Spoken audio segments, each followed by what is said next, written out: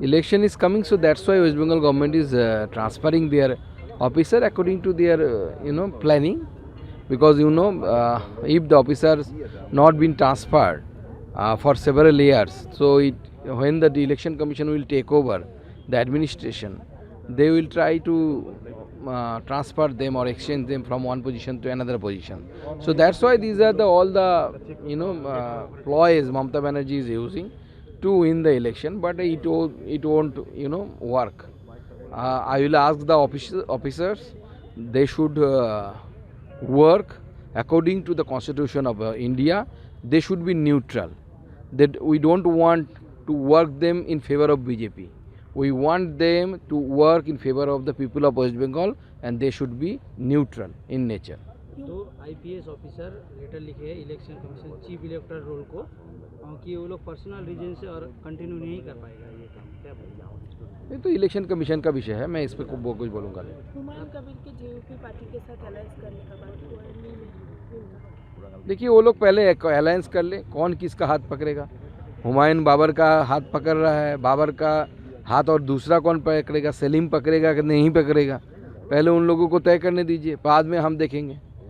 मुगलों को पहले तैयार हो जाने दीजिए, उसके बाद शिवाजी लड़ाई करेगा। बेलडंगा इंसिडेंट में एनआईए चार्ज लिया है, तो हम वेलकम करते हैं इस डिसीजन का कोर्ट का, क्योंकि बेलडंगा जो अटैक हुआ था, बेलडंगा में जो वैंडलाइजेशन हुआ था, वो दर्शाता है कि it is well planned and it is a design and involvement of the some other organization may be there.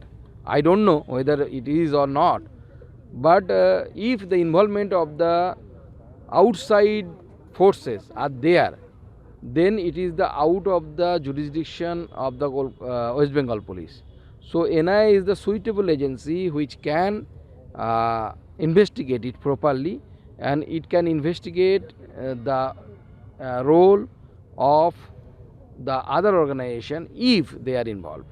मुख्यमंत्री ममता बनर्जी का भवानीपुर का बीएलए के साथ मीटिंग हुआ है। अच्छा है, करने दीजिए, डर रही है ममता बनर्जी, पहली बार कर रही है ना, क्योंकि वो डर रही है, क्योंकि उनको पता चल गया है कि बीजेपी इस बार भवानीपुर में भी ममता बनर्जी को हराएगी। वेस्ट बंगाल पुलिस का रिशफल हुआ है, ऑलरेडी बोल चुका हूँ। चलिए, आज अमित शाह का सभा कितना इम्पोर्टेंट है? नहीं, अमित शाह जी तो हमारे टॉलेस्ट लीडर्स में गिने जाते हैं, एंड उनको कंसीडर किया जाता है कि एक्सीलेंट स्ट्रेटेजिस्ट है। तो हमारे इस विभाग के, सिलीगुड़ी विभाग के प्रमुख कार्यकर्ताओं से मिलेंगे, बहुत ही बूस्टिंग का काम करेगा हमारे कार्यकर्ताओं को, जो बूथ में जो शक्ति केंद्र में मंडल में काम करते हैं, उनको नई ऊर्जा देगी, और अमित शाह जी का जो मार्गदर्शन मिलेगा, उस मार्गदर्शन से हमारे कार्यकर्ता को लाभ मिलेगा।